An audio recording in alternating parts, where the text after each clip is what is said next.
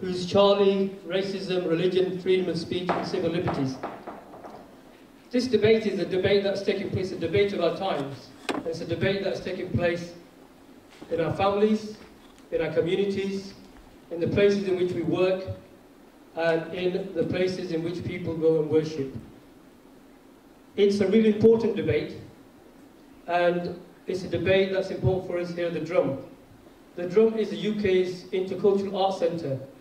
We have a commitment to artists who want to express themselves, and at times without any bounds. Total freedom for expression. For us at the Drum, we're also committed and an obligation to the communities that we serve and to our audiences. And this issue gets constantly thrown up for us at the Drum. Previously, we had a musician who was a Jewish musician who was committed to the Palestinian struggle. And we had a number of letters that were written to the Drum, to the board, saying that the Drum should not be programming the artist. And we stood firm on the basis that the Drum cannot be dictated to by external forces as to what we can and cannot program. And freedom of expression is a very important, as a secular centre, it's very important to us. So that's one of the issues. It is also important to Birmingham.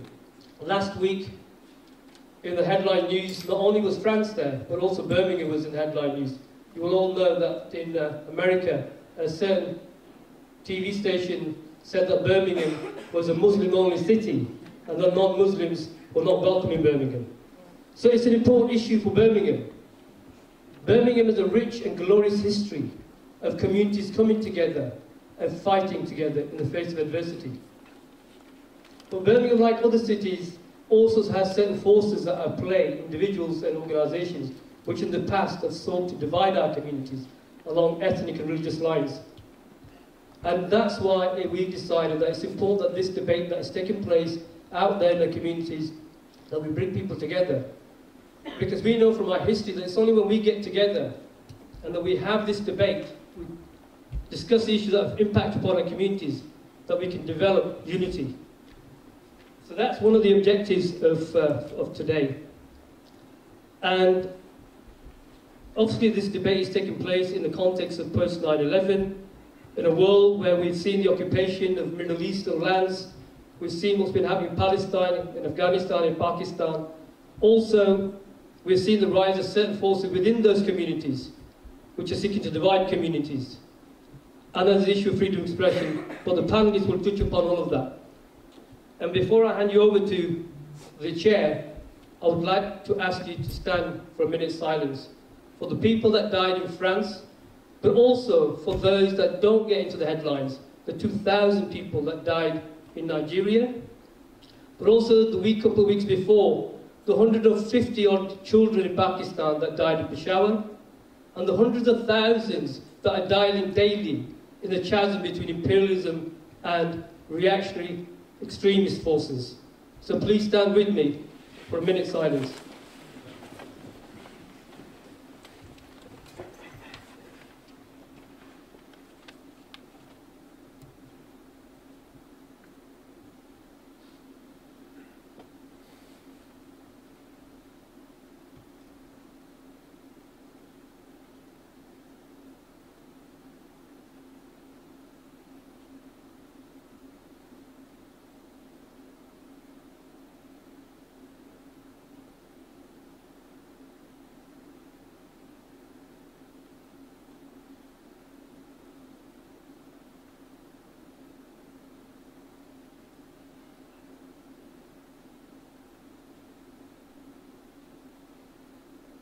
Thank you very much. I'm just going to hand you over to Dr. KEHINDE. Just in terms of house rules, if you need to use the toilets are located to the double doors on the right-hand side. We're not going to do any fire drills, and if we have to evacuate the building, then please follow the stewards and the assembly point is across the road outside Barton Arms. So I'm going to hand you over to your host and chair for tonight, which is Dr. KEHINDE Andrews. I'd like to thank Mukhtar for the introduction. Also, I'd like to thank everybody for coming out. It's Friday night, it's a bit cold, but it's good to see everybody here. It's good to see you supporting the new Centre for Contemporary Cultural Studies and also coming out to have a discussion on this very interesting and important debate. I'm just going to spend a couple of minutes just framing it and also laying down some ground rules about how we're going to do things today. It's obviously a very heated topic, so I want to make sure we are respectful to each other. Briefly, I'm sure you all know the background. There were 17 people killed in total in Paris after exception was taken to the depiction of the Prophet Muhammad in a number of cartoons in the Charlie Hebdo magazine, and that was just recently. And this is why we're having this debate, is because of the fallout from that and what's happened in the polarization of the debate around free speech, around Islamophobia, around colonialism, some of the things we're going to touch on today. And that fallout with the Je suis Charlie has been to polarize it very clearly, and in some circles you are either with us being with the West, or with us being with ISIS, or you are against us. Yeah?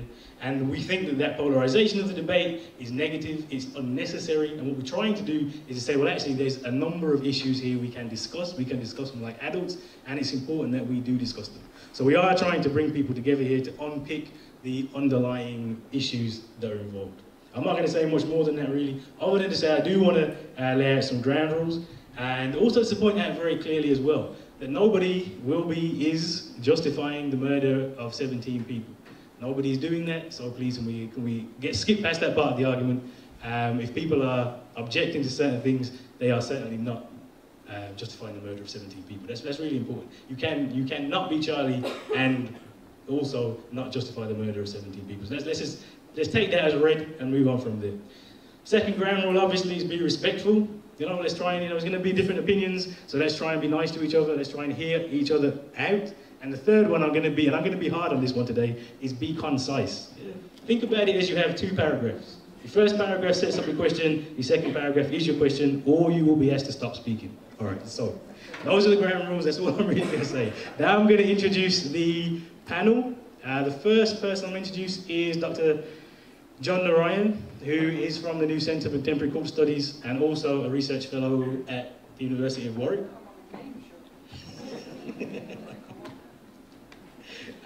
Second person to introduce is MALIA BOUATTIA. Is that how you say that?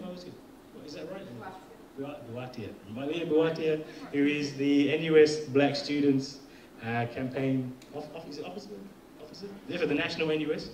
And the third person, last and not least, is Raj Pal, who is from the South Asian Alliance. But he's speaking, I have to say, speaking in his own capacity today. He's been involved in various campaigns over the years and has lived in Birmingham for over 20 years. All right, so the first question that I'm going to ask to the panel, I'm going to ask a couple of questions, then we're going to open it up to the floor.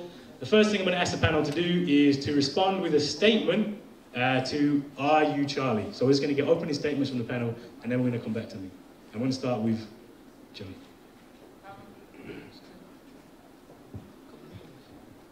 Hi guys, can you hear me? Yeah, cool. All right, I'm going to do something academics don't do. I'll give you a simple answer first. I am not Charlie, okay? And I never will be Charlie, and I'll explain to you why you shouldn't buy into this. Now, there's going to be a separate debate about what's happening in local communities here. And in some senses, I'm not going to really touch on that just yet. We can do that as this goes on, but I'm going to tell you why I'm not Charlie. Freedom of speech, right, is an abstract concept. It doesn't really exist. And if you think you do, you're a bit mad.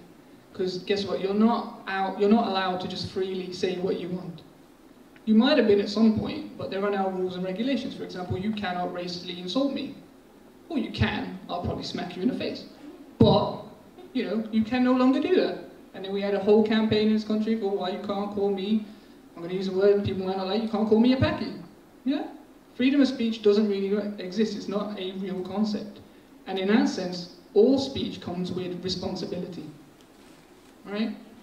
You are responsible for what you say and how you say it. And this brings us on to this idea of satire. Right? Because this is what this whole case is all dressed up as. It's satire. It is people attacking the powerful. And when you see these actual comic illustrations, you have to look at the context here about who is being attacked. Right? Because when you start talking that freedom of speech is just you can have the right to offend and you can say what you want, you actually take the ethics away from how we speak to one another and how we relate to each other as people from different communities. So for example, it's not satirical to attack the powerless. Satire is about attacking the powerful, because you don't have the weapons to fight them off. When you satirize the powerless, the marginalized, then inherently what you end up doing is not satire, right? It's something else. It's bigotry. It's, dare I say, racism. And that's what Charlie Hebdo for me represents. A lot of it is actually just racist. And we'll come back to, you know, people are going to bring up, oh, well, Charlie Hebdo is from a certain context in the 1960s. It's a situationist magazine. And we can deal with it, because guess what? We're not living in the 60s anymore. So what I want to basically put forward to you is not just freedom of speech. We have to go, why aren't I Charlie? Well, I'll give you an example. What's happened is, as Kai touched on, if we started polarizing the debate, and inherently we're talking about freedom of speech, but we're not talking about the colonial legacies of France. We're not talking about Europe, right? We're not talking about imperialism today. And we're not talking about how the actual I Am Charlie campaign is the biggest, I was going to swear then, is the biggest hypocrisy in the world, right? It's a hypocrisy, and I'll give you an example why it's hypocrisy. You all saw the march, right? So you have Francois Hollande on the front, but who else did you have there?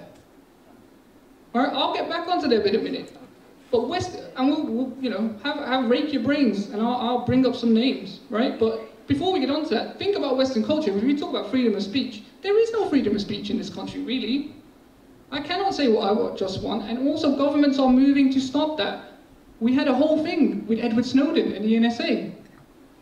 David Cameron, only a few days after this event, brought up the fact that he'd like to regulate the internet. Yeah? You no longer have full civil liberties since 9/11. They're taken away, especially if you're brown. They don't exist. And if you're black, we all know what happens with stop and search, right? So actually what we're seeing is the attempt to manufacture an idea of what is in the West. Freedom, democracy, freedom of speech. But these things don't exist. We only a few weeks ago had the CIA torture report. Doesn't sound very democratic to me. Doesn't sound like no freedom of speech was given to anyone there. And in fact, that was enforced speech via torture. You will speak the truth. We will make you speak. And if you don't, we'll waterboard you. Yeah? And then secondly, there's no freedom of speech if you're living under drones. So I just want to end on this. On that march with Francois Hollande were 12 hypocrites. About 12, but there's probably a lot more, right? You've got the Turkish Prime Minister who was there. If you understand the nature of present-day Turkey, you'll understand that Turkey are essentially arresting journalists every few minutes. You had the Egyptian Foreign Minister, who only a few months ago, his regime imprisoned 3 Al Jazeera journalists for supporting the Muslim Brotherhood. And plenty others. In Bahrain, but the Bahraini Foreign Minister was there, and they're the second largest jailer of journalists per capita. And then you have Benjamin Netanyahu, right, who we all know represents a wonderful state that promotes democracy, freedom of speech, doesn't kill journalists ever, you know, with friendly fire, unfriendly fire. And next to him, they even marched out Abbas, right? So, you know, we've got Israel, and we must have the Palestinian leader. And if you look at him when he's marching along, he looks like he doesn't want to be there, right? And there are others. There's the Jordanian king was there. The Jordanian king, they ranked 153 out of 180 on the Free Press Index. So where's the freedom of speech there? Right? And this is what it comes down to. The final example I give you is the Saudi Arabian foreign minister was on the front line of this march. Do any of you know what happens in Saudi Arabia if you speak out? Have you all heard of Raf Badawi? Yeah? He's a blogger who has been sentenced to 50 lashes a week for 20 weeks, so he gets 1,000 lashes. Imagine that, 50 lashes a week. He's had his first 50, he was supposed to have his second 50 this week, but his wounds haven't healed, so they gave him a stay of execution for a week, and they're going to medically assess him as he goes along. In Saudi Arabia, they've already beheaded 3 Pakistani men in January. And we're saying they are the bastions of free speech. What you're seeing in the Charlie campaign is inherently Western hypocrisy and what I would call liberal fundamentalism. It doesn't want to admit that it is part of the problem, and I'll come back to that when this whole debate, that you cannot understand ISIS and Islamic fundamentalism without explaining the Western role in that region. Yeah? So let's end on this. I am not Charlie, and I never will be. I don't mind saying I am Ahmed, the poor Muslim police officer who was shot during this. I don't mind saying I'm the 2,000 men, women and children in Nigeria who didn't receive any media coverage in this country, right? But I'll never be Charlie because the West cannot fix this mess, and that's what the Charlie campaign believes, that the West can fix this mess. It's part of the problem, not the solution. Thank you. Yeah.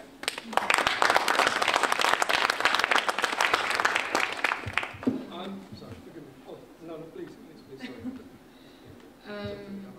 So yeah, to put it simply as well, no.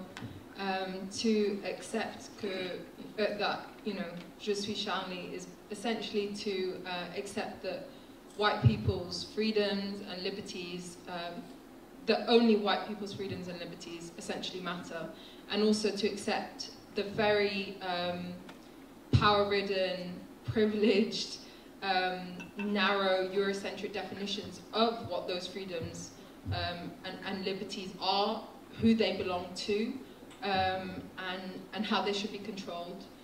I think it's also, during the whole campaign, it's quite, I think, during a time where there was quite an awakening surrounding the Black Lives Matter and all the events in Ferguson, that what Je suis Charlie brought with it was, well, actually only white lives matter. And again, it's not to undermine those deaths, but rather to show the international outcry, the world leaders coming to the rescue and putting everything else within their respective nations on hold for the purpose of demonstrating to the world just how much we truly value these lives above the continued genocide of black lives internationally at the hands of legitimized terrorists, the police.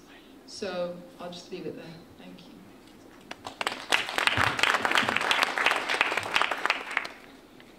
Well, if I carried on in the same vein, there wouldn't be any debate at all. So even if I wasn't intending to, I think I'm going to take a contrary position, although I'm not a professional contrarian. I'm not a French reader. Charlie Hebdo, from what I understand, neither, for instance, have I seen any of those cartoons. But I don't think that's the issue. Charlie Hebdo is a very complex magazine. It's not Private Eye. Some people think it's just like Private Eye. It's not like Private Eye. It has a very complex history. A lot of its history ties to the 1960s, the radical left, but along with many other organizations like that, along with many publications like that, it has changed. It's adopted, it's adapted, it does very regressive things, it does very positive things. It cocks a snook at orthodoxy, it cocks a snook at religion.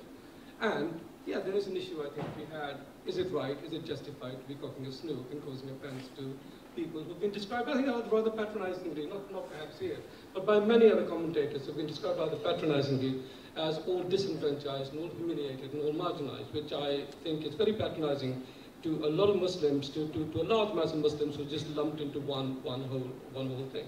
But what I want to talk about very briefly is, I think, the freedom of speech issue. Yes, I concede, first of all, that freedom of speech is not absolute. Freedom of speech is relative. And yes, I also understand that many of the freedoms that we've taken for granted in the past are freedoms that are constantly, regularly, almost on a daily basis being constrained. However, just because there is no absolute freedom of speech, just because our freedoms are being constrained on a daily basis by the powerful, by the rich, by the states, doesn't necessarily mean that we don't defend the principle of more individual freedoms for ourselves. There is a value to freedom of speech. I don't think that in a totalitarian society we would be able to have the sort of debate that we are. So no matter how constrained our freedoms of expression are today, we are able to have this debate. In many other places, we would not be able to have that debate. Those who are often fleeing from totalitarianism are less blasé about freedoms that we enjoy and that we take for granted. An example, many people in this room would know of a name called Junaid Jamshed, who used to be a pop star in Pakistan. Recently, just about a month or so ago, he caused deep offense, very misogynistic offense, by quoting the Prophet in support of very misogynistic views on women. Now, he blasphemed, and he was accused of blasphemy. He didn't flee to Saudi Arabia, which probably funds his organization, Tablighi Jamaat. He actually flew to Britain to seek solace here and to seek shelter here, because he knew that this is where he would be safe. So let not the double standards of the Netanyahus and the Hollams and the Obamas and the hypocrisy and the foreign policy of our rulers, let not that let us undervalue or less value freedom of expression. And let's not forget, as I said, our freedoms of expression are daily being constrained by the powerful. So to try and argue otherwise, the greater contraction of freedoms is something that hurts all of ourselves. To argue that which offends your religious sensibilities should be banned is a dangerous road. And where others will argue the same logic to be applied to you. So it fuels Islamophobia, as some say. Others say it fuels anti-Semitism, which they lay in France and in Britain, they lay almost squarely on the door of Muslims. So where does it end? You're offended. I'm offended at times. You're offended. React with a better narrative. People forget that the Prophet himself offended a lot of people in Mecca by taking a position against idol worship, by taking a position against the received orthodoxy of his day. He went to war with his own tribe, but stood by his principles. He chose to flee Mecca rather than give up his principles. Now, he offended a lot of people as well, but he stood by his principles. Because without the right to offend, without the right to argue freely, without the right to express yourself freely, there is no progress, there is only tyranny. There will be no Darwin, there will be no ideas, there will be no innovation in any society. There are many, many aspects of religious dogma, of religious belief that offend me on a daily basis. What should I do? Answer is not to go about shooting people. The answer for me is that in the battlefield of ideas, you have to come. If I'm offended, if I take offense at something, if I disagree with something, I should come up with a better narrative. And that's the whole value of freedom of expression, because in the battle of ideas, it's I get to understand you, you get to understand me, and that's the way society reinvigorates itself. And lastly, where do we stop? Should all critique of religion be stopped? Should all scrutiny of religion be stopped? Or should only some religions be privileged? Should we bring back the only recently got rid of blasphemy laws? But also, simply to privilege religion alone has very serious consequences. It means that your religion too then would be, no matter who you are, your religion too would then be targeted by others. I am an immigrant into this country. I came here at the age of 17. And I know today, had this country not confined religion gradually to the private, to the personal sphere, I don't think there are many, many people in this room today who would be able to live in this country.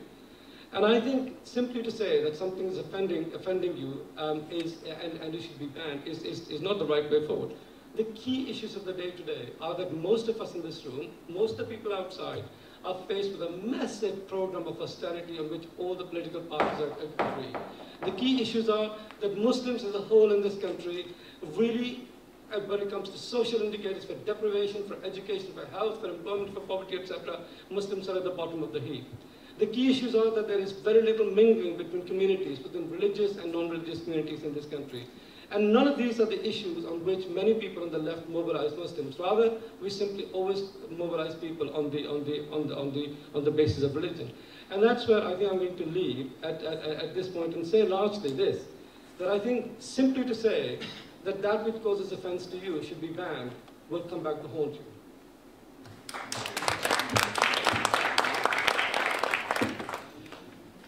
Okay, so thank you for the contributions. Before we open it up, I'm going to ask the first question, and we're going to start the debate by dealing with the issue of freedom of expression. So I just want to throw this one out to the panel. Because of the controversy of Charlie Hebdo was the use of the image of the Prophet Muhammad. And after the catastrophe, massacre, whatever you want to call it, the next edition runs with the Prophet Muhammad saying, "Je suis Charlie." Now, I see there's different opinions on freedom of expression, so do you think that was appropriate, or do you think it went over the line? I'm going to start with... we'll start with John. I think, and doesn't the front page say all is forgiven, or something like that? Yeah?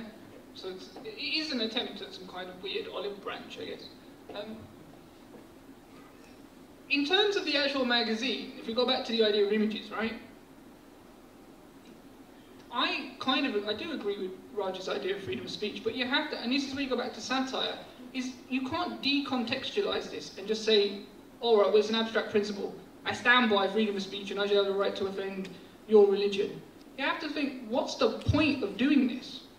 Right? What's the point of putting an image of the Prophet Muhammad on the front page before this, you know, or in a gay pose, or in other stuff that they did? What's the point?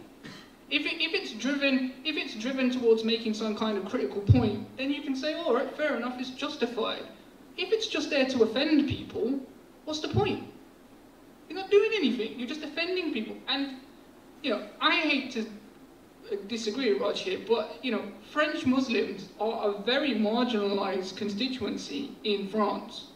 Yeah, I mean, they've got it the other way around. In British cities, it's the inner cities which are poor, and the rich people live in the suburbs. And in France, it's the other way around. You live in the city, and in the suburbs, basically, there are lots of North African Muslims, right? Who, by the way, listen to the common discourse. They always go, there are 5 million Muslims in France. Guess what? They're all French citizens. They're French Muslims. And the biggest problem is French society has not thought of a way to express its ideas of secular citizenship and include those people. Because to do that is to go back over issues of coloniality and marginalization in their present communities. And they don't want to do that. So I would say this, let's not have this abstract debate about freedom of speech. Why were those images put there? If they're just there to offend a bunch of people, what's the point? Because guess what? The French Muslims aren't running France. So what's the point of the satire?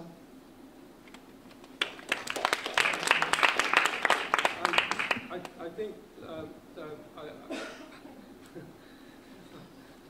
the issue of French Muslims is can you hear me? Yeah. Okay. The issue of France and the place of French Muslims is a hugely complex issue, and I didn't think that we were discussing that. However, in passing, I acknowledge I'm not as ignorant about France as I often appear to be. I acknowledge the complexity of the French state. I know that the French state is a lot more racist state, a lot more institutionally racist state. I mean, to give an example, for instance, it's very different from the British state. Here, we can collect statistics on ethnicity, on race, on diversity, and so on and so forth. In France, it's actually illegal.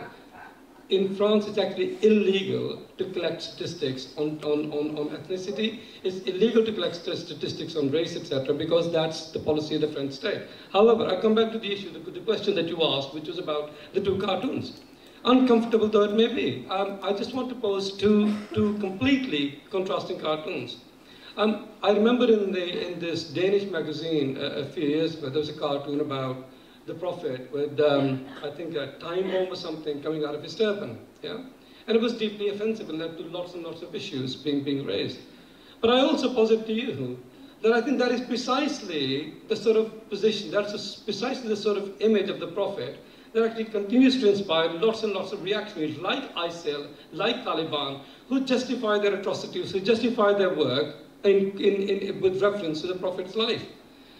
At the end of it, when last week Charlie Hebdo published a cartoon, which was, I think, a very tender cartoon, it was like a very, very sensitive cartoon, the Prophet saying, all is forgiven, the Prophet with tears in his eyes saying, all is forgiven. Well, both cartoons, a really horrible one in the first instance, and a really passionate one, a really compassionate one, I should really say, in the second instance, both were met with the same hostility. But I come back very briefly, just to one issue. I think it's not about freedom of expression. It's not just about what you say and what offends you. It is actually about what you do. And I think where the red line is, you cannot kill people because they express an opinion, no matter how horrible that opinion is. And that is what happened in Paris, and that, I think, is the issue today for us.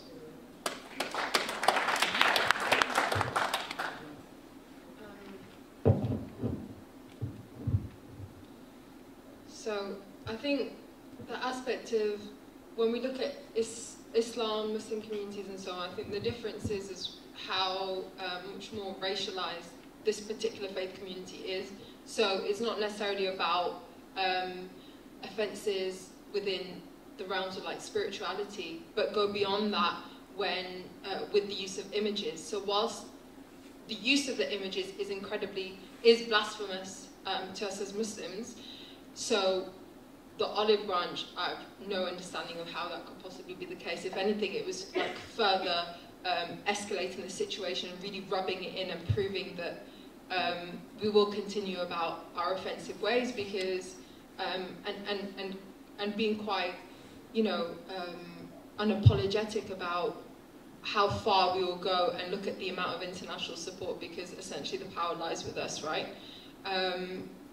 If there was a real desire to really reconcile communities, heal those old wounds that do stem from the period from, you know, back in the 1800s when they decided to occupy the land to begin with, then there are more concrete ways in which to do so. But this was just, again, an addition to their long line of offence. I think, and again, even if we, you know, take a look at the aspect of like satire, who defines what is satire? Why is it that when it comes from a particular group, group in society or outlet which is largely dominated from a certain perspective, that it is deemed as such, whereas if another group, perhaps a little darker, perhaps from a different faith group, was to delve into this, you know, a similar path of being satirical, you know, the outrage over how offensive and how incredibly oppressive they would be. So I think, again, it's very much like John said, it has to be contextualized and put within the framework of really the wider Islamophobic and racist witch hunt against particular communities. And I don't think that any good came out of or will come out of whatever else is presented on this subject. There are other better ways in which we can truly take a stab at the issue and hopefully even possibly provide progressive solutions. And there's been absolutely not a single hint of that at all from what we've seen. Yeah, okay, so thank you for those comments. I'm going to open it out, and if anybody has any questions, comments, specifically around freedom of expression, freedom of speech, would be good as well. The first hand that went up was that gentleman. Oh, we're going to go there, we're going to go here. We'll start with... My name is... Oh, can I shout? My name is Martin Humphreys, and I work at Spark Hill Job Centre. I want to tell you that we had an issue with Eid in our office, and we campaigned, 2 white union reps, we campaigned for Muslims to have Eid off. That to me is just what a trade union should do to all of its members, not one section of its members. I want to talk about freedom of speech. I believe in freedom of speech, but I said to my mother once, there's no such thing as God. I'm an atheist, and she took umbrage at that. Yeah, I can't say there's no such thing as God. I can say I don't believe in God, but I can't say there's no such thing as God. That's being disrespectful. The front cover of Private Eye, I don't know if anybody's seen it this week, Je suis charlatan. That's what they were. Netanyahu bombing the sewage systems in Gaza City. Je suis charlatan. Socialist worker, the cartoon. Je suis hypocrite. That's what they are. They're hypocrites. I believe in freedom of speech. Somebody's talking about gay people. At a meeting recently, a gay person said, oh, Muslims are anti-gay. Does anybody forget what the British state did to that guy from Bletchley? They gave him a choice. The gay guy from Bletchley, who helped win the war against the Nazis, they gave him a choice. You either have chemical castration or you can go to jail. That's how the British state, people had to fight back. We've got the freedoms we have in this country. We've had to fight for them. We've had to go on strike. We've had to demonstrate. People had to chuck themselves onto horses for women to get the right to vote. So my point is this, that freedom of speech, yes, but show respect to other people's religions. That's what I'm saying. I'm an atheist, and I believe in showing respect to other people's religions. I work with Muslims. I don't go around to work saying blah, blah, blah, because I want to be respectful. So, and I totally agree with the speaker there, satirising the poor. satirise the rich and powerful. That is strength, courage, when you have a go at the rich and powerful, not when you have a go at the poor. Thank you.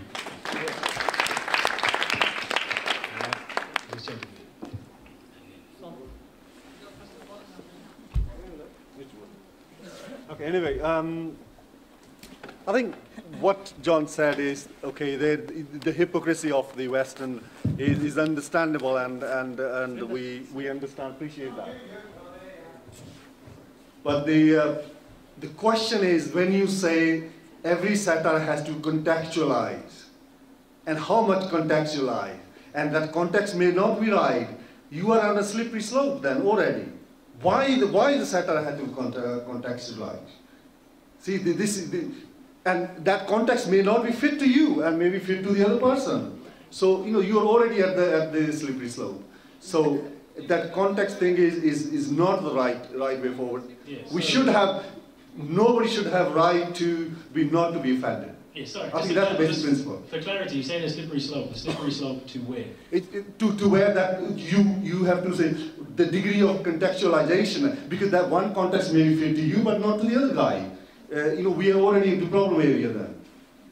Okay, thank you. We'll give it to MALIA. Yeah, I was going to say, I think the aspect of like Islamophobia and racism targeted towards those who are assumed to be Muslim communities is pretty big context to ignore in this moment in time. Not only is it like defining aspects of like the direction of this country as far as policy goes, and particularly going into the general election, like how we are monitoring the masses. It is being used as the biggest scapegoat to oppress a people further, to monitor them from like social media, from the internet to their spaces of education, and even internationally as reasons for intervening, for completely dismantling civilizations within certain spaces. So I think in this respect it definitely has to be contextualized, because it would be a pretty big one to ignore. I kind of get your point, right? You're saying like, well, how do we make decisions about what's offensive? Yeah, I would counter with this though. At the end of the day, we all got to live with one another. Yeah, I mean, people have political views that absolutely appall me. But if you're then saying, well, I'm not allowed to kill them, I'd also say, well, that's a stupid thing, because that's most of us abide by that principle. And despite the media's kind of narration, most 99.9% of Muslims abide by that rule. So in a sense, this is a false argument. Slippery slope to what? We're on a slippery slope to falling out as a community. And you have to live with each other. You may not necessarily, I'm an agnostic on the religious question. But I'm not going to go around beating, destroying people's religious beliefs. Contextualization is very key to this. And so the slippery slope is, you're already on a slippery slope. Most of the media is controlled by the right wing. There is no freedom of speech. So where are we on a slippery slope to? We already don't fell. We want freedom of speech. I just want to come back to the issue of respect for people's religion. Why? Why? Why should I respect? I mean, why elevate religion and religious belief above everything else? Why should I respect something I regard as ludicrous? Why should I respect something I regard as irrational? That's not the same as being abusive to people. That's not the same as killing people. That's not the same as harming people. To be able to challenge ideas, religion is an idea. To be able to challenge ideas is really, really important. And I think this thing somehow, oh, you're attacking somebody's religion. Well, religion is not fixed. People's idea of what constitutes their religion is actually it's a very different idea over time and space. Let me give you an example, for instance, a very brief example. I'm an atheist. I come from a Sikh family. I'm very proud of the fact that the foundations of the Golden Temple in Amritsar were actually laid not by a Sikh guru, by one of his best friends, who was a Sufi saint. I'm very proud of the fact that part of my heritage includes Bulle Shah, who I regard as the greatest Punjabi poet of all time. I'm very proud of the fact that I think Heer by Waris Shah is probably one of the greatest pieces of world literature. That's part of my Islamic heritage as a Punjabi, And I'm very proud of that. I feel very close to that. I'm very proud of the contribution that Islamic civilizations have made to world cultures, to sciences, to philosophy, etc. But all of that, Bulleh Shah, one of my friends said to me, Bulleh Shah today would be considered an apostate and wouldn't survive 5 minutes, because the sort of Islam that's being peddled, the really ignorant, the really narrow-minded, the really bigoted version of Islam that's been peddled by the Saudis over the last few decades, is something that has taken root. It is something that does continue to inspire the Taliban. It is something that does continue to inspire IS. And I think it is really important that not just for Muslims, for all of us. This isn't just a Muslim issue, this is something that affects everybody. For my pains, I work on a building site. I don't work in an office or something. I work on a building site, and daily, these issues come up time and time again. And I, on a daily basis, have to answer them, not in some hallowed lecture hall or something, but on a building site. And I think it's really important that we build a narrative that Islam is reclaimed from these reactionaries, like IS, like Taliban, which are the exact antithesis of everything that we're doing in this room today. We've got a number of questions, so I'm just going to tell you the order so you don't get mad. There's 2 people with microphones, there's a guy here, there's a lady at the back, then we're going to come across to this gentleman here, down the front, and then over there. Right, so we've got a number of questions, so you might have to wait a second. Right there, yeah. What I wanted to ask was, or say, was that, I mean, obviously what we're talking about are values. Okay, so freedom of speech is a value. It's what we mean when we say that it doesn't exist in a physical sense. It's about consensus, it's about coming together and talking about what is it we want in the world and how we want to organise ourselves. The big challenge for us, a lot of reasonable-minded people, is that the lack of consistency that exists in the way that at least the governments and the establishments and the developed nations in the West apply those values. So, for example, you mentioned the hypocrisy with all the world leaders that were there at the march in France. But actually what you see when you dig in further is that literally a few weeks after the incident in Hebdo, you had that other gentleman, the rapper, who was arrested for rapping, and I can't remember what he was saying, but for critiquing the recent incidents. Okay, so within 2 weeks, he gets arrested for saying something.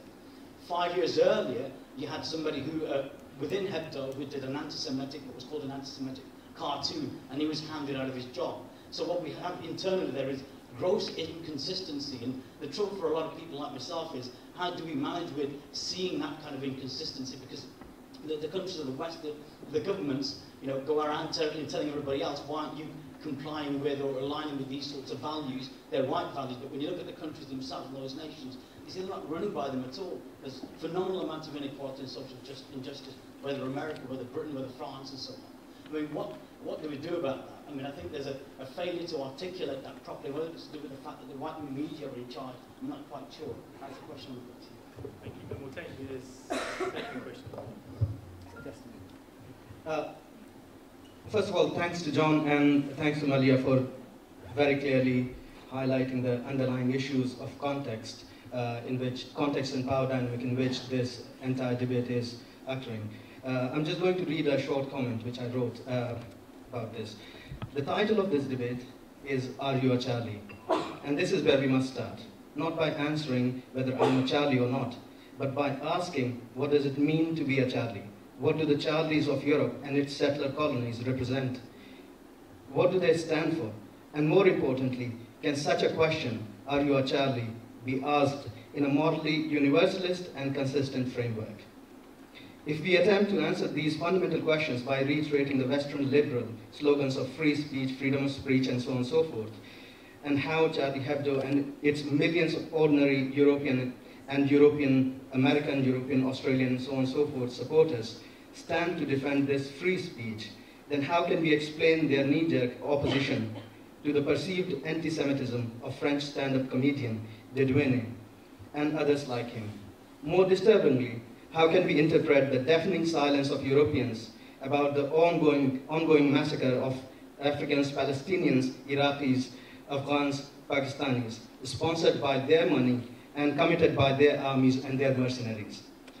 How can we explain their apathy towards the police killings of thousands of non-white men, black men, and the incarceration, rape, and torture of hundreds of thousands of non-white men, including the torture and rape of Muslim men in the various Western torture camps like Gitmo?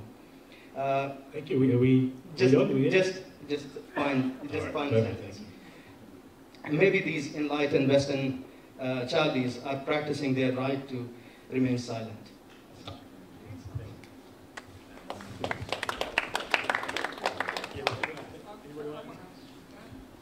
Can I ask it? I think what's happening here is that, you know, we've got the narrative here of kind of Saudi authoritarianism, and actually what I've been trying to argue is actually the liberal idea here is interlinked with that you cannot explain one without the other. And this is what's totally missing in the debate. Who is it that backs the Saudi regime? Right? It is Western governments. I mean, today, the Saudi king who passed away has been held as the great reformer. The great modernist. I mean, Christine Lagarde, who is the head of the IMF, called him, you know, the great bastion for women's rights. Right? I mean, I'm not making this stuff up. Actually, when I was coming to this debate, I was like, I don't even need to actually make an argument. I'll just tell people what's happening in the news. I'm not making this up. So, you know, who backs the Saudis? And what do the Saudis do? Private Saudi money is funding ISIS. But we don't say anything about that because the Saudi government buys weapons off us. You know something's up when Tony Blair comes out and says, yes, great King Abdullah is great. Because whatever Tony says, you know the opposite is true. Right? Yeah. So we're gonna don't get lost in this freedom of speech malarkey. As if somehow, you know, there is freedom of speech in the West and we have to defend it. There was no freedom of speech here for a lot of immigrant communities. They fought for the right to not be insulted. And so you can say, well, why can't I insult religion? Well, there will be times where you do need to insult religion. There are times where people use religion to be homophobic, to be conservative in their opinions, and that's when you take it on. But to just bash religion for the sake of it doesn't actually achieve anything, because if your objective is to bring people onto your side, then in what sense is using a form of violence necessary? If you're saying it's not all right to kill people, which we all agree with, how then do you justify using another form of epistemic violence against these communities? They don't have a voice to say anything back. You're not going to bring them on side just by bashing them. That's not how you build coalitions. That's not how you build a movement, right? And this was this gentleman here and the lady at the back. And I'm going to come to you. Can you hear me? I mean, I think it is very important to actually contextualize the whole debate, because I think there will be very few people who would say that the events in Paris would have taken place if it wasn't for the occupation or if it wasn't for the colonialism that has existed over 2-3 centuries. And I think because of the fact that North Africa was occupied by the French, because of the way the French treated when they colonized Algeria, that still has reverberations in what actually happened in Paris. So I think we need to understand that. And also I think we need to understand that today we had a silence for the 12 people who died in Paris.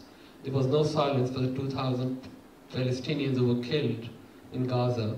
And I think you pointed out there were at least 10 people in the front row who were actually, you know, complicit in various crimes against humanity and against also the freedom of expression. But I think if you look at it, there was Netanyahu there, who's actually been just killed over 2,000 people, 500 of them children. There was Merkel, the Chancellor from Germany, who's actually said that the Muslims are not really welcome because if they cannot accept our values, they can go somewhere else. And she is actually trying to make sure that Turkey does not join it because it's going to dilute the Christian values of Europe. Now, she doesn't understand Christianity because Christian values of Europe are not European values. The Christian values are the ones that come from the Arab world, because Christianity was also born in the Arab world, and so was Judaism. I think if those 3 million or however many marched in Paris, if they are being honest, I think they should be marching from Tel Aviv to Gaza, and we should not be saying we are all Charlie, we should be saying we are all Hamas. Because that is what we need to show our solidarity with. And I think, finally, without the understanding of the context in which this debate is taking place, it is colonialism, it's imperialism, it's the occupations, it's the wars that the West is continuing to arm against us, that is arming it. If that stops, there would be no question about whether you insult religion or not. It's not the insult of the religion, it's the insult of our resistance that is we are complaining about.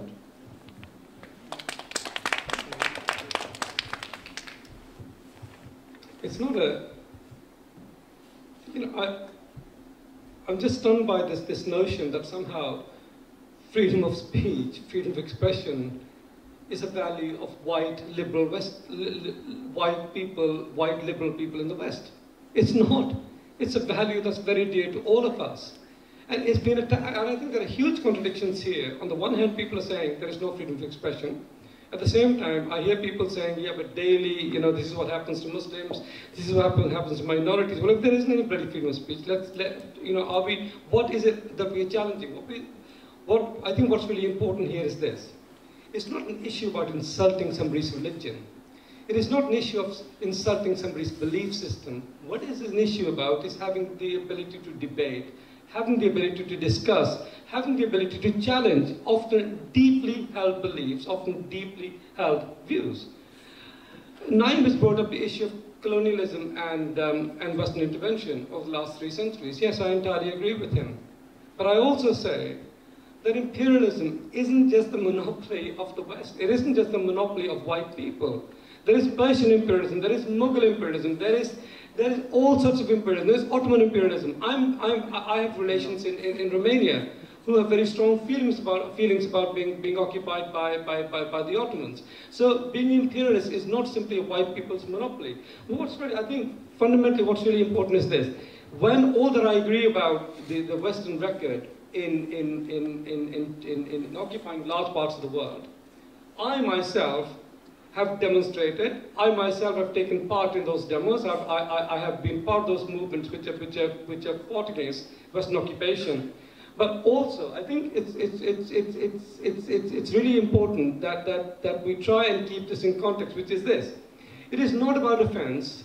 It isn't just about religious freedom. It's not even about freedom of speech. What it is the reaction when you feel offended. Should you kill somebody? Are there some views, are there some beliefs which are so important that you kill the person who utters them? And that, I think, is the red line. That's the line that I cannot accept. I think, just to come back on that point slightly and then back to yours, I think what we're challenging is multi-layered, it's complex because the world is in a pretty messed up state. I wish there was just one enemy or one problem that we currently, whether freedom of speech exists or not, how we should be framing it, blah, blah, blah.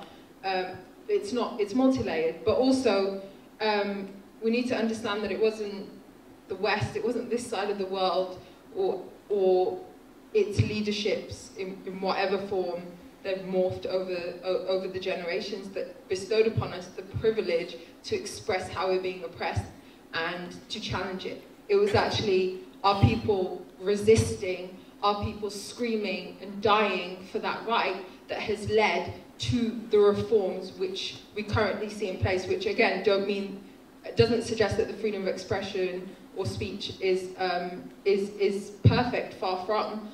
But any kind of progressive elements are down to those oppressed groups that put in the work for us to get there. So again, don't tell me not to challenge this side of the world. What this side of the world presented to me as freedom of speech, when the only progressive aspects which you've pointed to throughout the night are an outcome of our people from the global south and other oppressed groups. That led to that. And I think, just to go back on your point as well, when we interrogate, we're not allowed to interrogate violence, certainly not political violence. And if we can dare even indulge in that conversation, we are terrorist sympathizers or even terrorists, if the state decides that will be the pick of the day to fill the quotas of continuing on this mass hysteria and notion that we're under attack by these barbaric Muslims and so on. And that, again, is linked to your identity.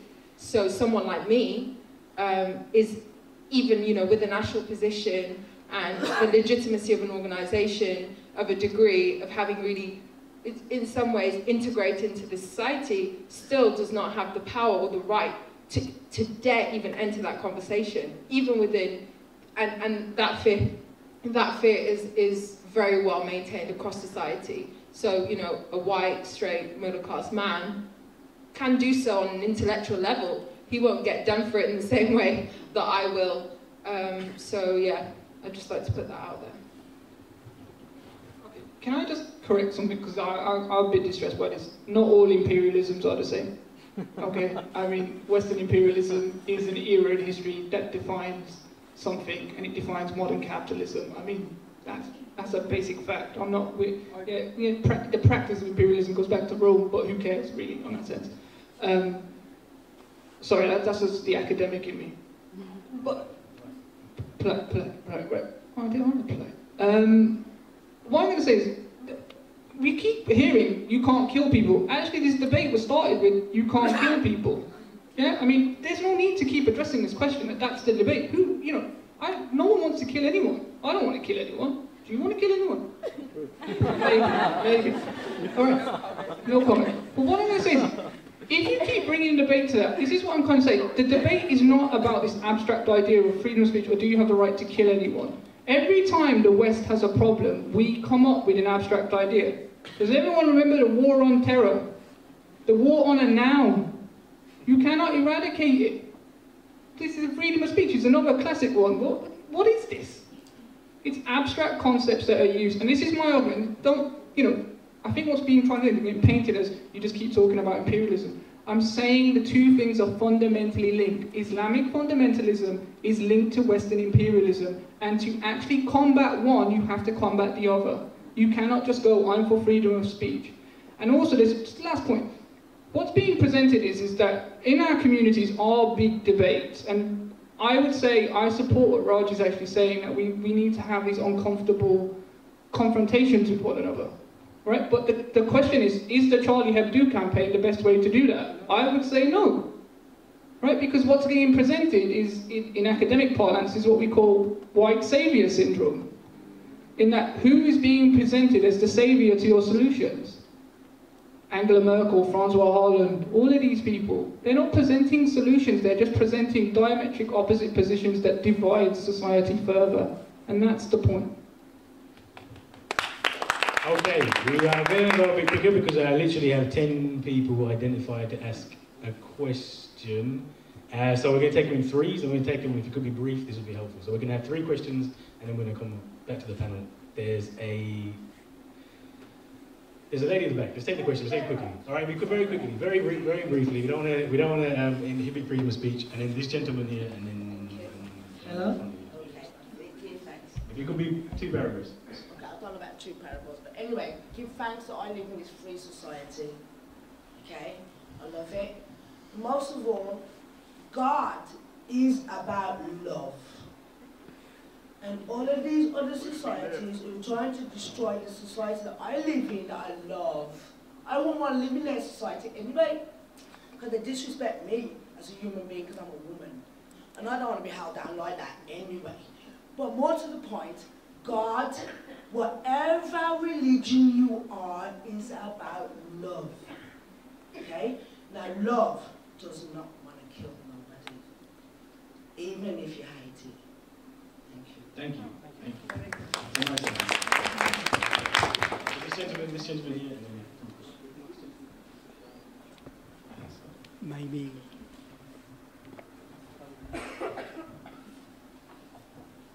I think we know that Western society is hypocrite, double standard. But we are not discussing here that thing. And we are not discussing civilization, previous civilization, this or that. Society is dynamic. There's no question about that. Society goes forward. The question is, either we sticking to that or not. Again, as Raj said already, freedom of speech means, it doesn't mean if somebody has violated that, and then we say, okay, because he violated, so I don't care about freedom of speech. It's a question here, either individual person want to defend that or not. Another thing, when Naim said Hamas, we should be saying all Hamas. I know Hamas. Who's created Hamas? Israeli against PLO. So that's not a question, Hamas and imperialism. Question here, we come here to debate. Either we want a freedom or not freedom. So we want a freedom of speech, we want a freedom to criticize anybody. I don't care about which religion is being criticized or not criticized. We want a freedom, and we have the right to criticize also. We have a right to defend ourselves. There's no question about that one. There's two people at the front. We'll take both of those questions. I'm coming to you next. Everybody's hand is up. I've got you. You just have to wait a minute because we have a lot of people. Yeah, my name's Stuart Richardson. I'm the secretary of Birmingham Stop the War Coalition and a supporter of Left Unity. I very much agree with what the theme that Naeem said. See, what you've got to explain why 25 years ago, 30 years ago, nothing like this occurred in Europe. You know, there was not this mass killing. And what has happened in those 20 years is a series of imperialist wars that have killed hundreds of thousands of people in the Middle East. It's so widely accepted now. I was amazed last night to listen to Question Time when the spokesperson, no less of UKIP, said that Britain and America killed 600,000 Iraqis. The mass torture that are created in that society has created the hatred and bitterness which has fueled the development of ISIS and various other fundamentalist groups.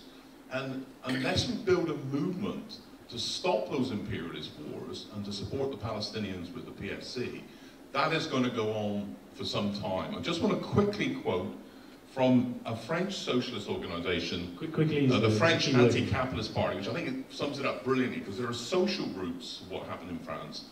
This murderous violence comes from somewhere. It is created in the heart of the social moral violence, which is very familiar to large numbers of young people who live on the working class estates. It is a violence of racism, xenophobia, discrimination, the violence of unemployment and exploitation. The barbarous violence is the monstrous child of this social war that is right and left are waging in the service of finance. So fighting austerity and fighting for a hope for people, as is being done in Greece today, is the way to combat Islamic fundamentalism and create a progressive future. Thank you. And we'll take the last one from the gentleman, and then we'll come back to the panel. Yeah, Harish from SWP live in Birmingham. I just want to kind of like address the issues around kind of like imperialism, Islamophobia, and you know how to do with groups like Al-Qaeda and ISIL. Because my understanding is that I think quite rightly what Stuart Richardson has said, that actually, you know, it's, you know, given the fact that we've had like 200-300 years of Western intervention, you know, colonialism, empire, stretching from like from the Afro-Caribbean to Australia and Japan and that, but also within the nature of imperialism has also kind of changed. You know, we don't have things like the British Empire anymore, but we still have Western intervention bombing places like Iraq and Afghanistan. And also the nature of what's happening in Ukraine with the European Union and Russia. And I think, you know, it comes back to the situation of, you know, what is our rulers are doing across Europe. Because I think, you know, when you get a situation like in the 1930s, you know, mass economic crisis, where the Jews were the problem, today it's the Muslims. And I think actually, in fact, you know, if you're a Muslim in Saudi Arabia, if you're a Muslim in Saudi Arabia, your problem is the Saudi government and King Abdullah. If you're in Europe, the problem is not the Muslim community. It's actually people like, you know, David Cameron and Francois Hollande. Is there a question? The Muslims have become the Jews of today, and I think we need to have unity in the community to fight all forms of racism, Islamophobia and anti-Semitism. Thank you. Thank you. All right. Yeah, sorry, I'm going to just say something because I've heard a lot of things from perception. I mean, I'm from Pakistan, I'm from Muslim background. I've lived in this country, I've been involved in anti-imperialist struggles, and sorry, Naeem, when I went with the minute silence, I did say for hundreds of thousands of people around the world that have died, yeah, and that included the Palestinians. That's just a correction. So, you know, there's certain rights I enjoy I have in this country. I go to Pakistan regularly. And we can't put and blame everything on the doors of imperialism on the West. When I go to Pakistan, in my village, I can't breathe. The conversation we're having here, I could never have that. In Pakistan, Islamabad, 4 students got together just to debate the issue of religion. They were killed. The the Muslims in my community here, in our families, I understand Islamophobia. We defend those communities. We organize against it. The religious minorities in Pakistan should see what happens to the Sikhs, should see what happens to the Shias in Pakistan, the Christians in Pakistan. So the thing is, we can't, and my job is not only to defend the rights of minorities here, but also as a socialist, as somebody who's concerned about humanity and to build unity. It's also to be critical of those forces that deny those rights that we enjoy here. We can't just harp on about imperialism. We understand what imperialism is, and yes, it may be a blowback. We have to also be critical of those forces in our communities that seek to divide us, on the basis of religion.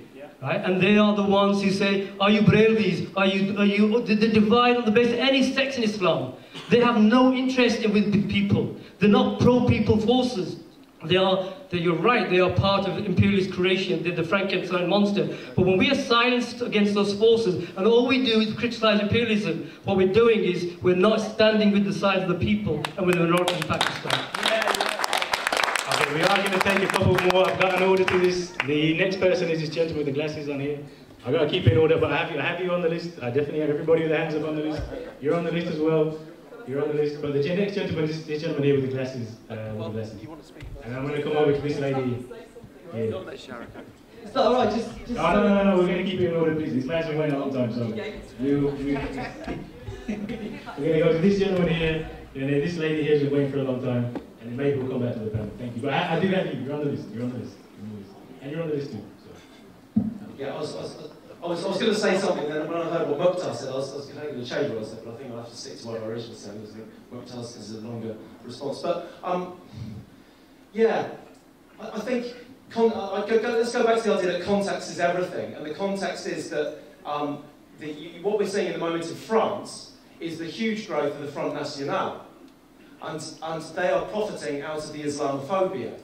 And so if you've got a magazine that's drawing, I mean, we can't pretend that Charlie Hebdo is actually engaging in some sort of rational critique of religion. It's not. These are crude, bullying cartoons that are designed to further oppress and persecute Muslims in France. And obviously, you know, I don't think it's valid to say that the Islam of ISIL or the supposed Islam of Boko Haram or some of these highly reactionary groups or the Taliban is remotely comparable necessarily to the Islam of generally the Muslims in France. And I think that's an important thing to get back to, because at the moment the fascists are actually mobilising around Islamophobia. That's their big focal point and drive, and they're using the Islamophobia that's coming from the French state, and also in this country we've seen the English Defence League over the last few years mobilising and exploiting the Islamophobia that's been pumped out by the British state.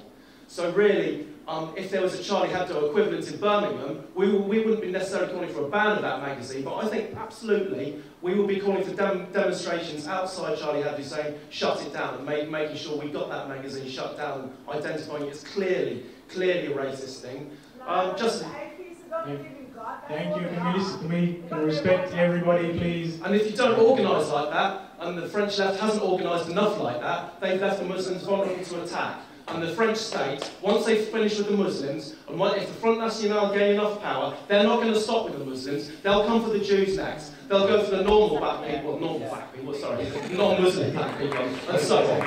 Thank you. All right, we're going to get the next one with this lady who has been waiting for a while to speak. So someone pass her a mic? Who's it?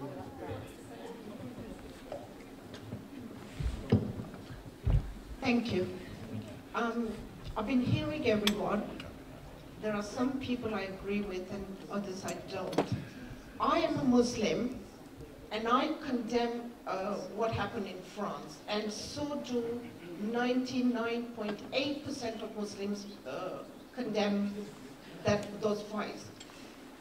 I believe in freedom of speech, but what my question is, where do we draw a line without offending people? That's my question.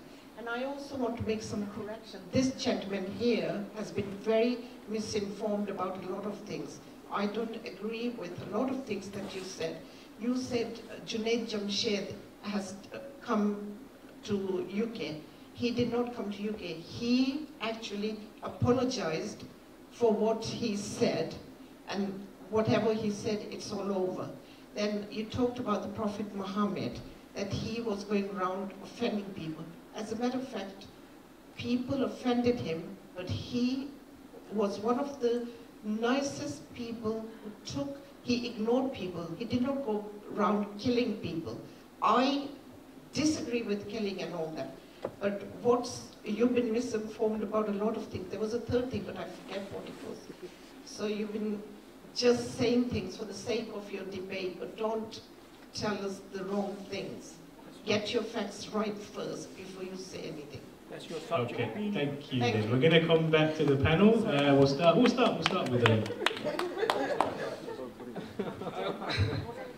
I'm just reeling from the Junaid Jamshed issue. Junaid Jamshed did come to Britain. He had offended religious sensitivities, but unlike many other less powerless people who get met with death, Jamshed Junaid has very powerful patrons in Pakistan, and I think will do very well. I'm not really getting into issues of theology here. I'm perfectly happy to debate some of those issues outside of this forum. The point I'm trying to make is this: there are many aspects of religious doctrine, of religious dogma that offend me on a daily basis. The answer for me is not to go and shoot people. We live in a world where there is a battlefield of ideas. And I think in that battlefield of ideas, if I don't like something, I have to come up with a counter narrative. I have to come up with a better narrative. I have to try and understand, while I hope that others also try and understand what I'm arguing. Because if old ideas are not changed, forgive me, if old ideas are not challenged, I think society find it really difficult to reinvigorate itself. And the point essentially, forgive me for just a moment, I didn't know how to turn this thing off. It's a bit of a pain. The point I'm trying to make is this: of course, what Charlie Hebdo did caused a lot of offense. Of course, there's a way of reacting. What I can't go along with is this: that to kill people simply because they've expressed an opinion is not right. So on that, yeah, I am going to stick my neck out. On that, I am with the right of Charlie Hebdo's journalists to actually say what they wanted, even though I vehemently disagree with that right. I live in a city which is a very multicultural city. It's a city I'm very proud to live in. I've lived in the city for 20 years. And for me, respect doesn't necessarily mean that you don't challenge other people. But when that challenge is met with violence, I think we must take a stand, because all of us benefit when ideas are challenged. All of us benefit when diversity of thought actually takes place. I don't think that in a totalitarian society, in a religious totalitarian society, I don't think that we'll be able to sit in this room and debate some of the issues that we're debating. So just to bring us all back down to earth, it is not about defending Charlie Hebdo. It is not about attacking Muslims. It's not even about attacking religion. What this is about is having the freedom to be able to express an opinion which may be unpalatable to me, which may be unpalatable to others, but that the uttering of that opinion should not be met with violence. That's essentially what we're here for. I do want to just clarify something as a chair, is that I don't think anybody is actually arguing that the violence was okay. And I think we can move on from that point and start to talk about your answer. That's it. So yeah, to come back on like a few things, I lost track when we got onto the 10th.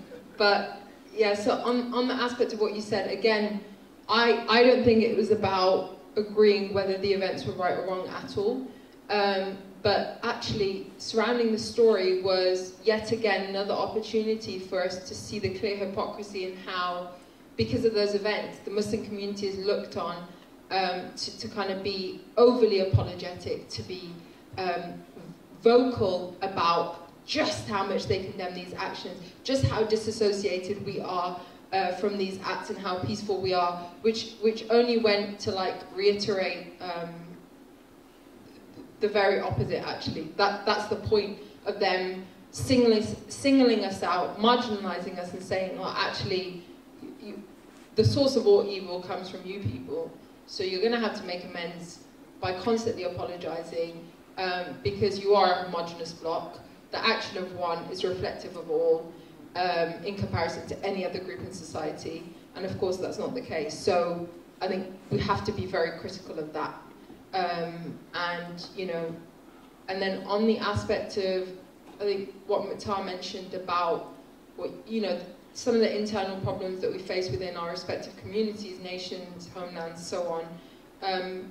Yes, I do think that largely the way the debate is framed, the constant, you know, imperialist attacks that we are experiencing, whether it's, you know, on the ground through forms of racism or, you know, through foreign policy, have led to us being, particularly the people of the Global South, being defensive, and understandably so, which sometimes leads us away from having the important internal debates. And I think we even saw it, let's say, small cases, well, it's not a small case at all, but in cases like, let's say, the Rotherham, where it became like this binary of you're either, you just focus on that aspect, this is completely racially charged and that brown men are being targeted, or you're the Muslims that, again, are apologetic about your community, are constantly having to beg for the approval of white non-Muslims and acceptance in this society, which is, again, completely decontextualized, rather than actually saying we need to look at all the multiple issues, and that we also need to recognize, yes, that there are problems with sexism, there are problems with paedophilia and so on, like any other community, and we need to be able to have safe spaces in which we can have that conversation where we don't feel it's going to be externally hijacked and used as an excuse to further attack us. And that's the problem. We have experienced that trauma so often that it has led us to take one of those two binaries, which is not healthy for the people on the ground, which is, again, who we're referring to, those masses in between that are left plagued with the issues coming and the attacks coming from both sides, and the lack of conversations and the lack of healing. And then when it came with the point about the French left, they've been failing from the beginning of time. I mean, like when it comes to in the context of France in particular, that they're in bed with the right when it comes to racism and Islamophobia. So much so that even, you know, I don't know if anybody knows about. I'm Algerian, so I tend to keep up with the activities in France because of family, and, you know, they just won't freaking leave our nations alone. There's a group called Parti des Indigènes, which is essentially, you know, a black self-organized group who recognizes that the days of colonialism are essentially not over, that there's mobilization and so on, that they actually mobilized to such an extreme of having to, like, vote for Le Pen just to ignite some sort of trigger within the left to almost like force them into sitting down and interacting within the conversations of anti-racism, because there was just an unwillingness to begin with. So that there are some, like, I'm not saying I agree with those methods, but there are some, you know, the people that are victims of racism within those spaces are being forced into quite extreme political and I guess physical acts. And again, we have to interrogate why, and we have to look within the wider context.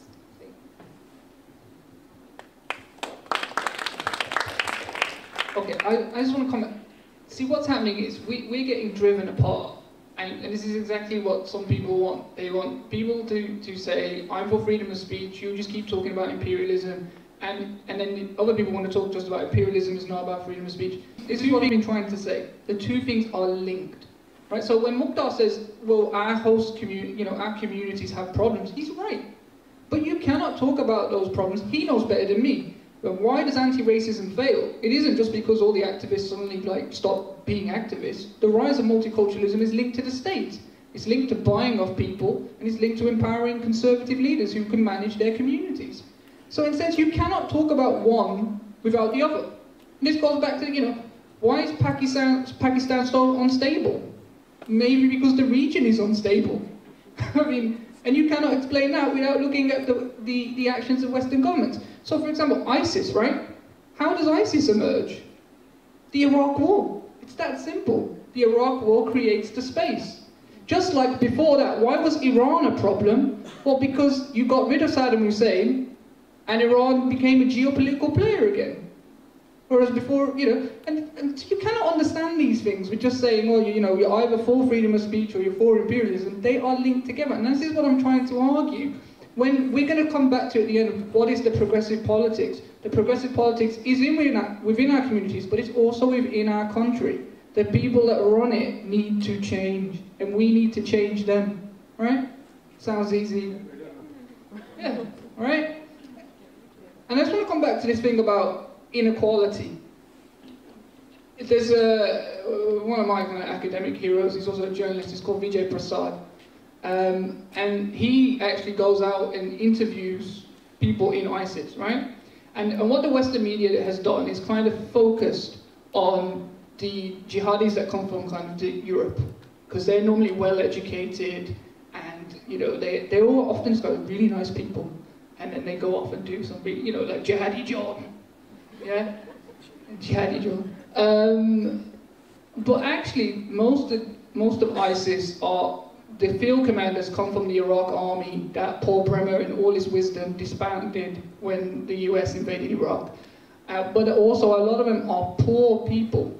And Vijay Prasad asked a few of them, said, well, "Why are you doing jihad?" And he goes, "Because I couldn't get a job." Honest answer. Jihad versus jobs.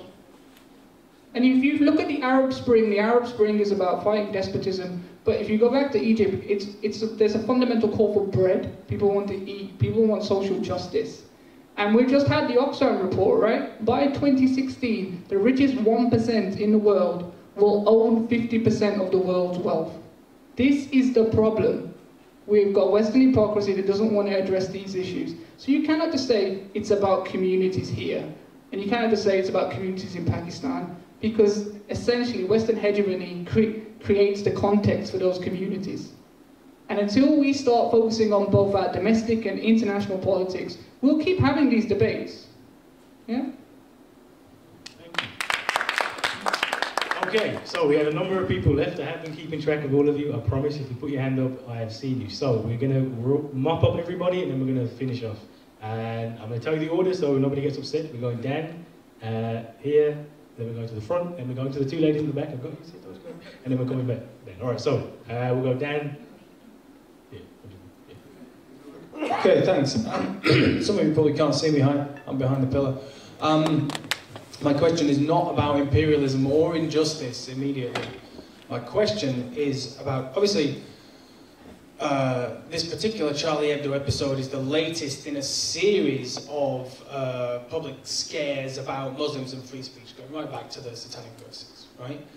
But it also seems to be the latest in a more recent and rapid sequence of public debates around civility or respect within the public sphere. So I'm thinking particularly about the Page 3 episode this last week, things like Twitter trolls, and obviously, if you want to see those cartoons in more or less any country in the world, you can do it on Google, and you know, whether or not Page 3 disappears, you can see naked breasts on the internet if you want to, and they don't have black and white minstrels on Page 3. If you wanted to see that, you could go on Google and get that. So my question is, what does the panel think social media and like the communications revolution in general is doing to the structure of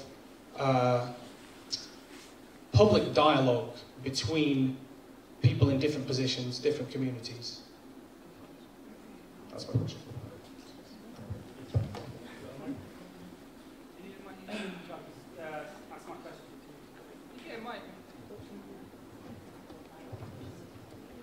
My question is basically, does the panel think that there was something inevitable about the killings in Paris, purely because over the last 3 or 4 years, the West, predominantly led by Britain and France, has been calling jihadis in Libya and in Syria rebels?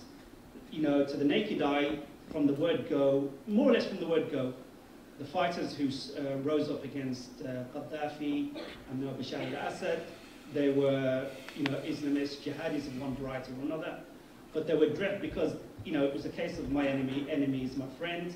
They were dressed up in the Western media as rebels or moderate rebels, and they were given this fantastic press because they were, attacking enemies of the West. So does the panel think there was an element of inevitability? It was a case of blowback. It was a dose of their own medicine that they basically, more or less, sound, this is being rhetorical, they got what they deserved, in other words. They've been supporting these people in Syria, still supporting these people in Syria, still supporting these people in Libya, and now when the guns have turned back on them and the inevitable has happened, it's a case of, look at these Muslims, aren't they barbaric? Thank you, thank you.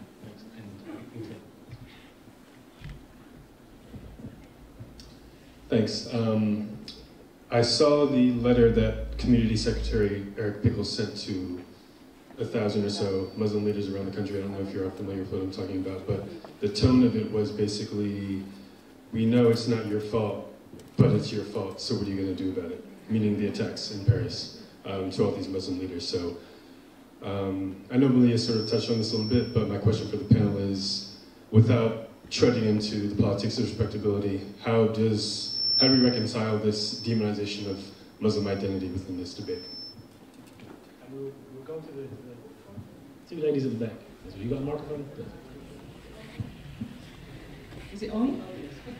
Oh, I just wanted to really we've talked a lot about kind of context, I think, and it's just about, because I think what's important is to bring it back to what's kind of like happening now, because I think we said at the very beginning, and people have had to repeat it really, that everybody take it as read that killing those journalists was wrong.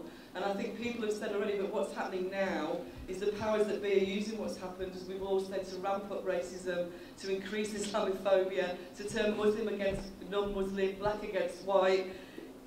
So we're all fighting each other. So it's a really kind of simple kind of divide and rule, really, and we shouldn't be taken in by that. And just a very quick thing about respect for religions, because I think what it is, like Christianity is almost taken as read that that's going to be respected. It's what you were saying earlier, for example, when that Norwegian guy's name, I never remember, who killed those 77 young people in Norway, nobody was telling Christians that they had to apologise for that and say, and everybody condemn, and that's just the difference in how that was treated and how this has been treated. Like you say, all Muslims are now supposed to apologise, for what happened in Paris, and that's just a ridiculous notion.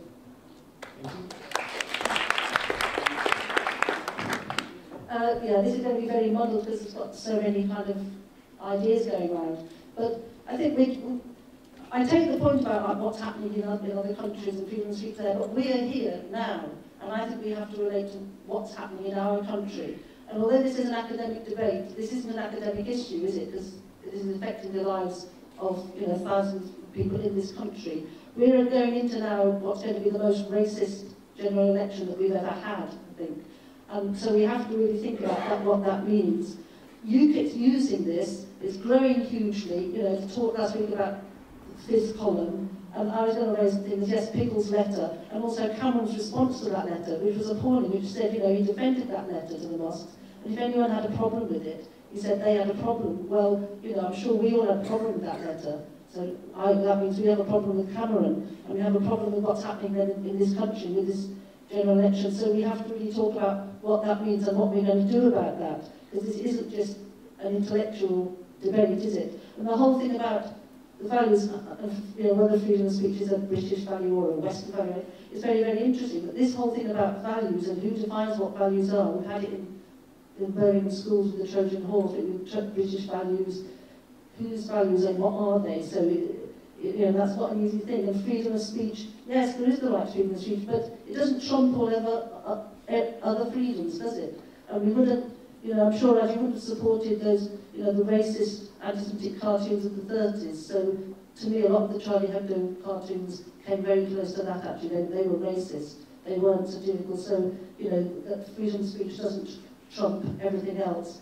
And I'd like to finish then by saying that, and you also said, Roger, about, we only unite Muslims against racism, I think. But to me, the picket lines at the hospital, QE Hospital, where there were 300 or 400 people on the picket line last month, and that was, you know, largely Asian, Muslim, Korean men, and that's where people are united. So it's not true that we just unite on this, and that's to me where we show our strength and our solidarity, and that's what the racists want to divide us there, don't they? They don't want us to see that strength that we've got. Thank you. And I think, and I just finished by saying, I think it's really important. Next week, the EDL are marching in Dudley. They're marching because they keep coming back to Dudley because Dudley is trying to build a mosque, and the EDL don't want a mosque there. And I think we should, you know, everybody here should be in Dudley next Saturday protesting against the EDL, and also next month or March there's going to be what we hope will be a massive Rage Against Racism march, part of International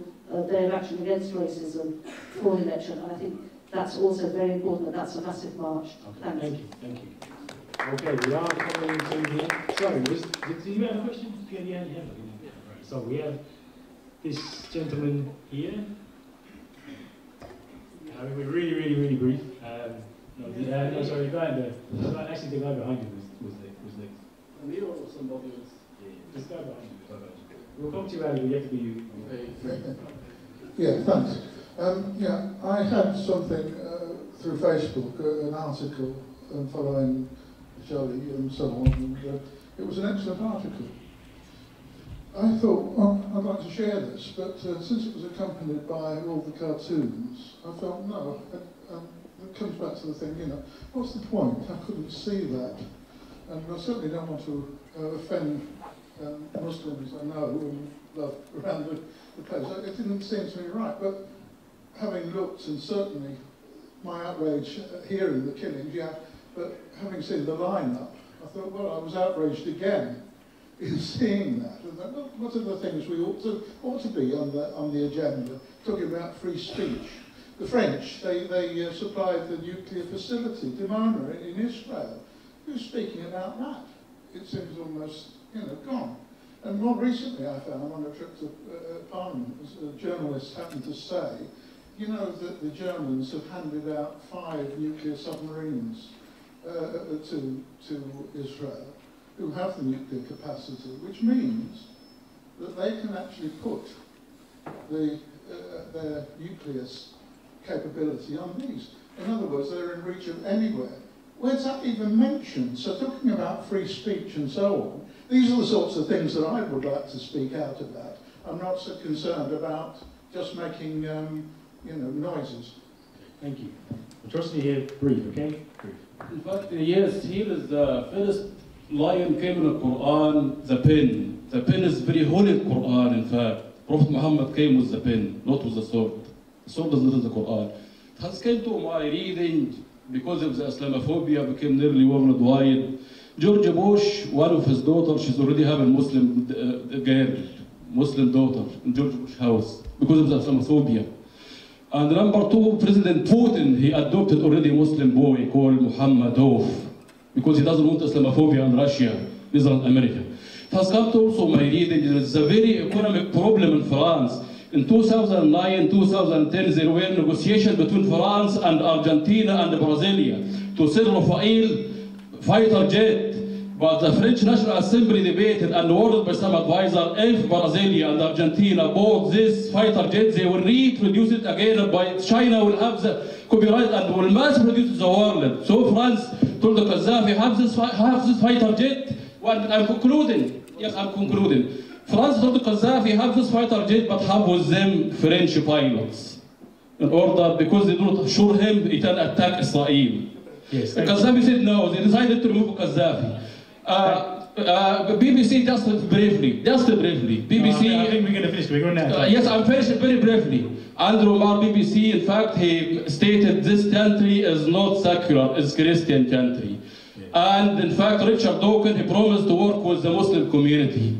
And the French, in fact, French writer also complained about politicians. Politicians have to reform because we have a social problem out of control. If the politician couldn't reform, they can go back again to the main representative of the religion, the Muslim, the Jewish, and the church, or they can go back again to the Shafi'i revolution or French revolution. It's time to sit down. It's time to sit down. Yes, it's a severe problem, brother. Thank you. Thank you very much. We're gonna thank you. All right. Okay. So thank you, everybody. I'm not gonna take any more questions. We are gonna have a really quick roundup from the panel. It was a very good debate. 2 minutes each, if you could, just trying to relate to what people have said, and also what is the progressive future on this issue. Can we have some announcements at the end? The time finishes at 9, and 9 will be the time we close. So I date. All right. So. Okay, I'll see if I can deal with those questions. The social media. Social media has essentially allowed a sense of, so it's been progressive on one hand, right? More recently we saw Palestinians tweeting people in Ferguson how to deal with tear gas, which shows you some of the commonalities of struggle. But at the same time, it's allowed a certain, I would say anonymity, but basically it's a lack of physical existence in the sense that you can say things that you would not necessarily say. I mean, and you could see this most visibly in the hatred that is normally found on social media sites and Google images about Obama. Just visceral racism, yeah? So social media has both been a progressive and a negative thing. And in some ways you can see that the state is trying to rein that back in, right? So I don't think there's a clear-cut answer on that. The inevitability question, right? Me and Kai did a panel about Malcolm X, and one of the things Malcolm gets in trouble for saying is that the chickens have come home to roost when he talks about the assassination of President Kennedy, right? And I don't mean to say this like I'm, happy, but this is blowback. This is essentially blowback for Western imperialism, and we need to understand that. And when I sum up, I'm going to come back, because that doesn't mean that we don't have responsibilities within our communities, which are still stratified hierarchically. So I'll come back to that later. But yeah, there was an inevitability about this. And then when it does turn up, we're always like, oh, who would ever thought someone would like to kill us? Yeah? And don't forget, most of the people who die from Islamic terrorism aren't Westerners, they're Muslims. I mean, ISIS is a sectarian struggle. It's not, it's anti-imperialist, but really it's sectarian. They're killing hundreds of Shia. You just see the videos about Western journalists. You don't see all the Shia, well you do, but people don't watch the videos of hundreds of Shia being beheaded. I mean, that's the truth. The Eric Pickles stuff, I don't really know who stole Eric Pickles. Where do you stole Eric Pickles? The problem is, listen, the people who run this country are not only unrepresentative of this country, they have backgrounds that don't facilitate that they could ever understand this country. So that's why you need to sort this out. You need to police yourself. You need to sort this out. And it's just, it's a cultural argument. You see it attached to Afro-Caribbeans. Why are Afro-Caribbeans so overrepresented in the judicial and prison systems? Oh yeah, it's cultural. It's your problem. You sort it out. It's got nothing to do with economics. It's got nothing to do with unrepresentativeness. It's got nothing about the empowerment of certain conservative leaders within those communities. So I would say, well, you don't care, I don't care about your business. Huh? Okay. That's freedom of speech, don't it? So how do we reconcile that? We need a better politics. It's something I'll come back to at the end. We need a better politics. Britain and UKIP. I would give you this, right? All these people are saying freedom of speech, and let's bring it back to Britain. If some Islamicists shot Nigel Farage, would you all be going around saying, I am Nigel? I am UKIP. Is that what you'd be doing? Because I think Raj would. I'm just saying, let's be real. Let's escalate it. Okay, but let's escalate it. Well, say they shot Nick Griffin. Am I Nick Griffin? And I like you. There you go. But all of that. What about Christian churches in Muslim countries? Thank you for coming. Thank you for What about? What about that? Well, if you went to Syria, you'd find plenty of Christians. So, okay, can I just finish? So, values, all right, I'll wrap up. The way we need to deal with this is not to get drawn into diametric positions, but to essentially link the positions together There is a relationship between inequality and unrepresentativeness, both in our communities here and our political structures here, with Islamicism abroad. And this is the point I'm trying to make. I am not just saying it's about Western imperialism. I'm saying the two are linked together. You cannot just go around espousing abstract concepts and talking about we need to have these discussions about freedom of speech. You won't change a thing. You will not beat ISIS that way. And let's put this on record. I ain't no supporter of no Islamic fundamentalism. I'm not an ISIS supporter. I actually want rid of them as well. But all of the progressive things in the Arab world have been extinguished normally by Western imperialism. You know, you might not like Nasserism, but who got rid of that? You might not like Arab socialism, but who got rid of that? So those are the two things. We need to unite the positions together. Inequality here is inequality abroad. Democracy here is democracy abroad. And until we understand that, we won't change a thing. Thank you. I think interesting, this brings us right to the beginning of the debate. I don't read French. I don't read Charlie Hebdo. But I think it's not about what Charlie Hebdo said. It's actually about a principle. And we've come right to the end of Nigel Farage, a very loathsome individual. But I don't think that if Nigel Farage was shot by, I don't know, by some fundamentalist or by somebody, I don't think that's going to make me happy, and I don't think I would be shouting from the rooftops about that. I think that would not be a very good idea, because what Nigel Farage stands for can actually be defeated logically, can be defeated rationally, can be defeated with ideas, and not just to kill him, because killing someone like Nigel Farage actually hands the onus to precisely those reactionary forces which are not very good for us. I just want to come to this issue about Muslims having to apologize. I hope nobody in this room thinks that I think that Muslims should apologize for the behavior of ISIS or anybody else, because I don't genuinely believe in collective responsibility for these actions, because the last time people were held collectively responsible, millions and millions of people died at the hands of those who had greater power. However, there is an issue which I think we do need to confront. You know, it's easy to score cheap points in a meeting like this. An issue in the real world, which is very, very important, that communities are more and more segregated in this country. Communities have less and less dialogue with each other. Communities have less and less to do with each other. It's one of the most puerile things, but I'm going to say it in any case.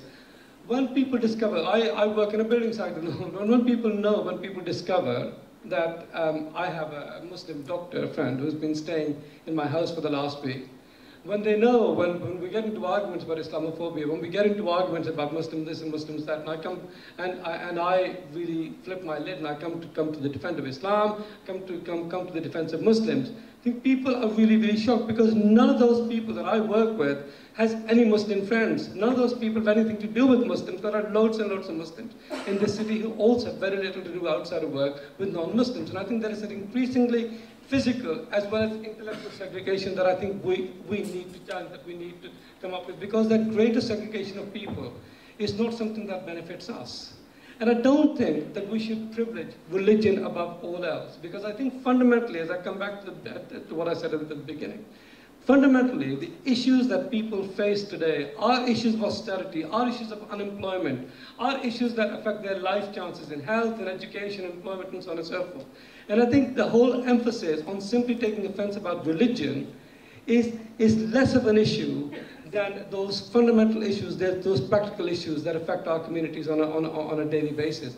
And I think we should get a little bit realistic about that and confront some of those ideas.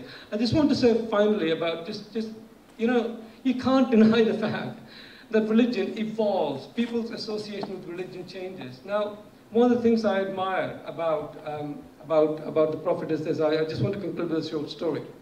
It's a story about the Prophet, and that is that the Prophet is resting, and in the afternoon, and there's a kitten who's asleep on his cloak, and it's time for his prayers.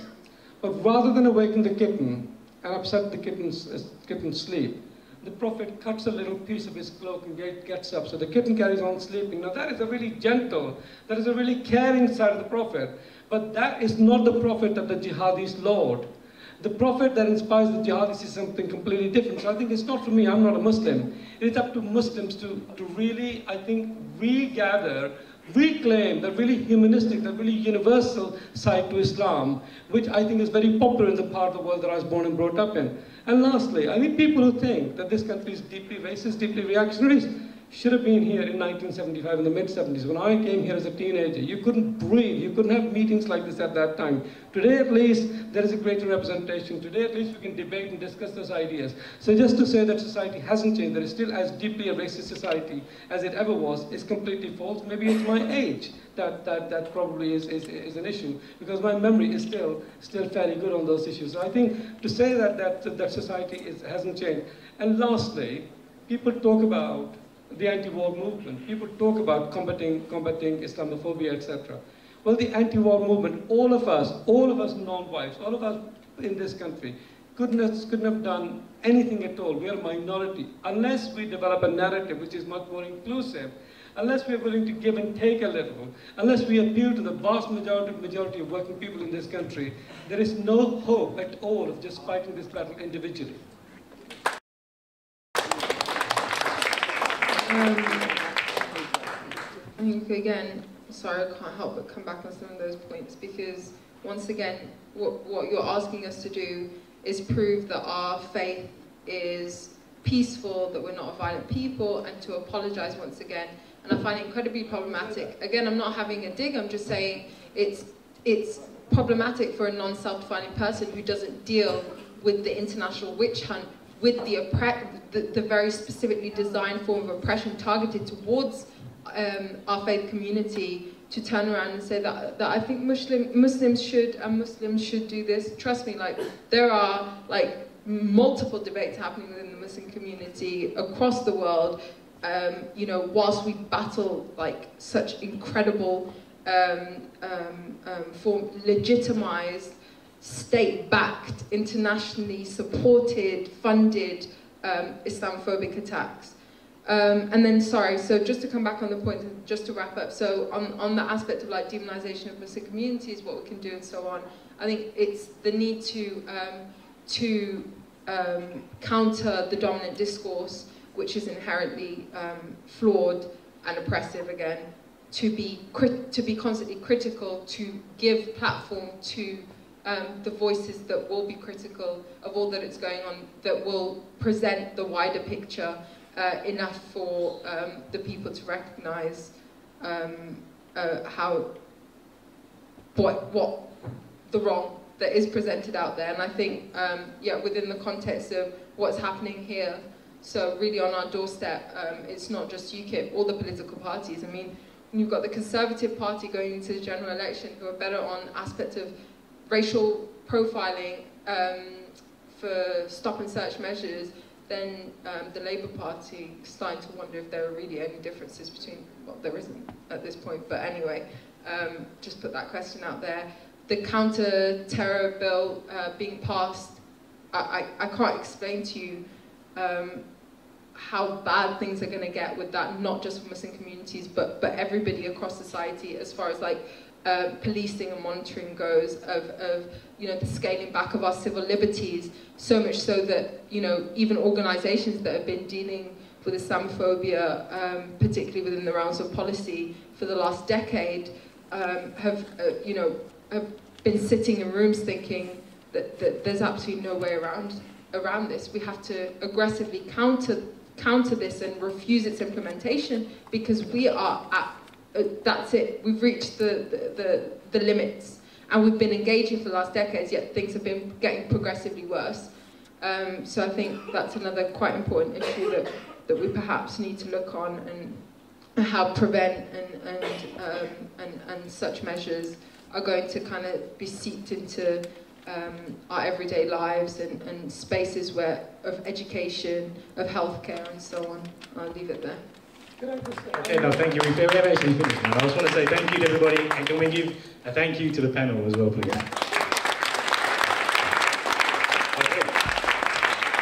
All right, so thank you to everybody for coming. Thank you for supporting the new centre. The next new centre event will be next February. It's on a Rastafari in Britain. Next week, the Drum is also hosting a Ferguson tour. Reverend Sekou from the United States will be here, along with a range of other speakers. 7 o'clock in the Drum next Friday. Thank you again for coming.